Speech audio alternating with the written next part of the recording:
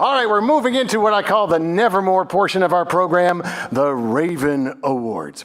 Here to present our first Raven, the best-selling and award-winning author of Secret Identity, which picked up 3-starred reviews, including one from Kirkus. Come on, let's be honest, though, that counts as 2. That counts as 2 regular stars. And by the way, I just found this out, Secret Identity just won the LA Times Book Prize for mystery, for mystery/thriller, and I use that slash literally. Please welcome to the stage the multi-starred author of the Anthony Award-nominated Pete Fernandez Miami Mystery Series and all sorts of cool comic books, Alex Segura. Good evening. So the Raven Award recognizes outstanding achievement in the mystery field outside of the realm of creative writing. I can't think of an organization that deserves this more than Crime Writers of Color. Crime Writers of Color is not a formal organization, even though I just called it one.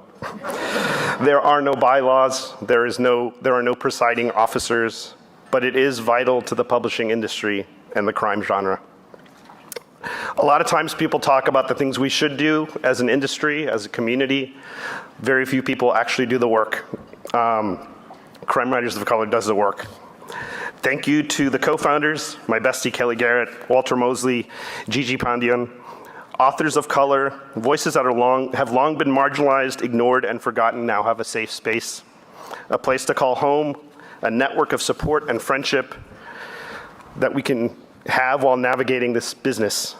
Whether someone's a newbie author looking for an agent, a veteran author with 10 or 12 novels, or an internationally best-selling author, they have a home with Crime Writers of Color. It's created a thriving community to share ideas, advice, support, and hope. Hope for a future where the challenges won't be so sharp, a future where the industry will better reflect the world we live in, and a time where we can celebrate each other's successes as we would our own. It is my great privilege and honor to, not only as a presenter, though that is pretty cool in and of itself, but as a member of Crime Writers of Color, to present Crime Writers of Color with the MWA Raven Award.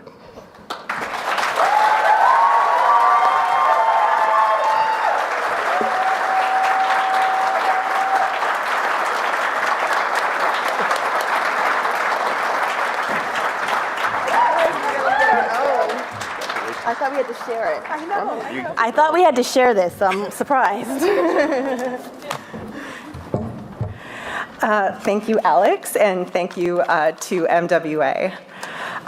This recognition was such a surprise when we learned about it earlier in the year because Crime Writers of Color has just turned 5 years old, and so it feels so new, but at the same time, I'm so impressed by and proud of what we have accomplished and grown into in just a few short years, and all of what our members have accomplished. It has grown into so much more than Kellye and Walter and I ever imagined. And this award is really for all of our members who've built something really special, such a wonderful supportive community that Alex alluded to. And especially our volunteers. We have so many volunteers who really donate so much of their time and are really what makes the group thrive. And to be recognized by MWA and this wonderful mystery writers community that I love so much is so incredibly meaningful. And so I'd like to take just a minute to share briefly why it's especially meaningful to me personally. I began my mystery writing career just over a decade ago. And as wonderful as this whole mystery community was, I also was conscious of a gap. That same gap that I felt as a child when I was devouring mystery novels and finding so many absolutely fantastic books that I loved so much. But at the same time, I didn't see characters who looked like me and my multicultural family. And so Crime Writers of Color really is a group that helps fill that void. It's a group that creates the space for authors of color who are writing in the mystery field who haven't always found support to tell their stories. And before I get off this stage, I really need to say my final biggest thank you. And that is to the one person who is a tireless advocate and a cheerleader for everyone. A person who brings people together and really puts in the work. She is the daily heart and soul of the organization. And Crime Writers of Color would not exist as it is today without her. And I think you all know who I'm talking about, and that is Kellye Garrett. So.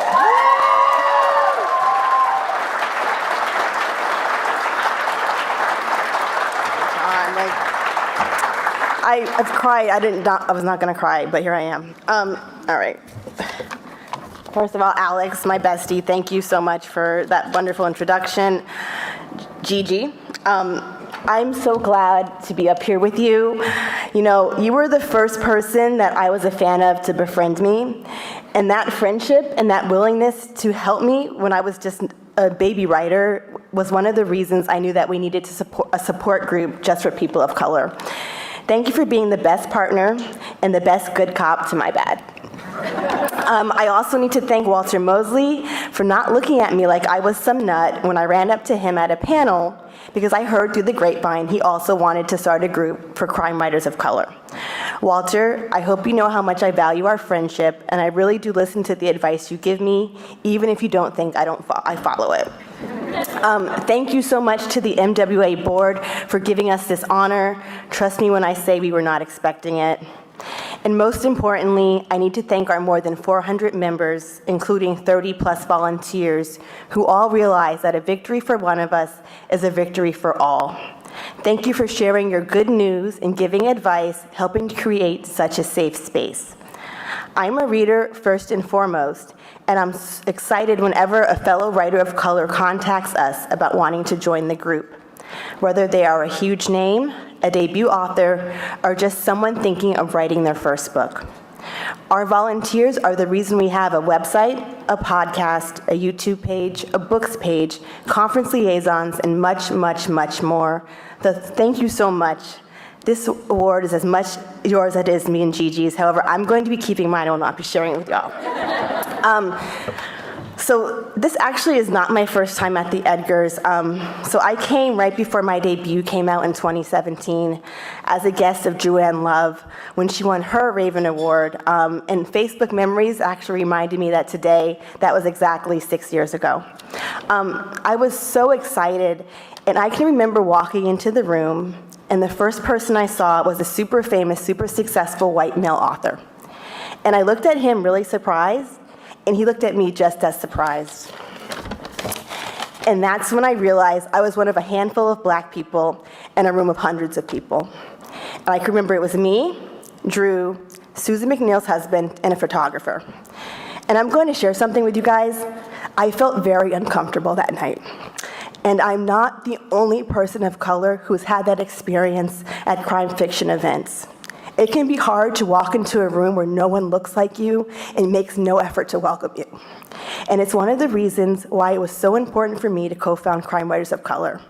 I didn't want to feel alone when I went into a room.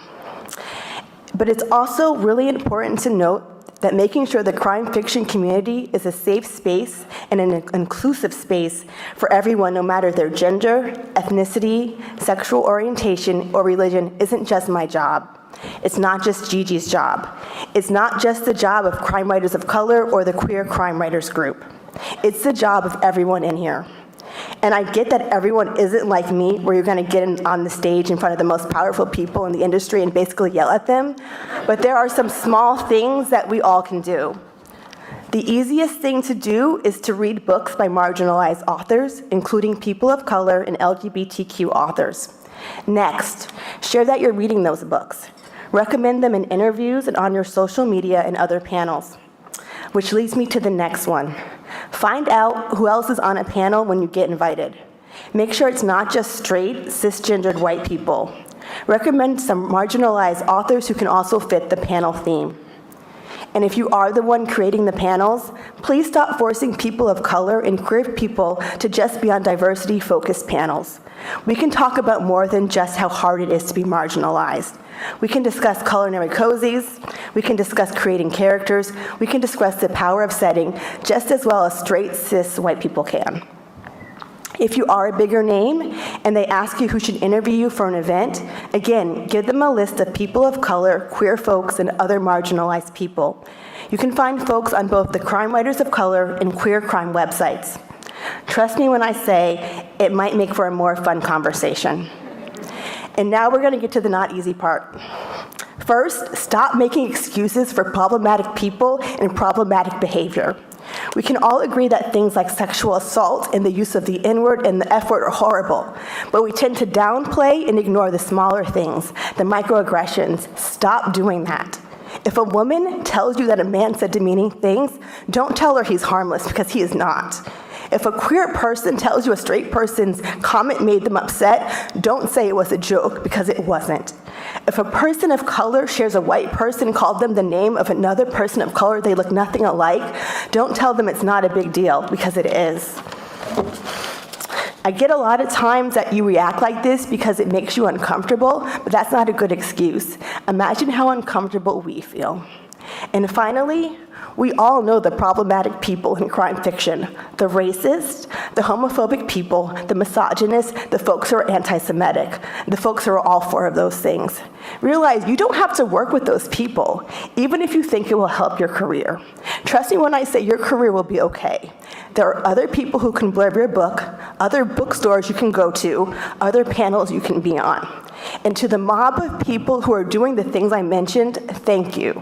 Please know I see you, and I appreciate that you know that there's things that are more important than selling copies of your book. And to those of you who are uncomfortable at this speech, I know these conversations can be scary. I'm scared myself right now. But trust me when I say that in the long run, our community will just be stronger when it's one where we all truly feel like we belong in this room. So thank you so much.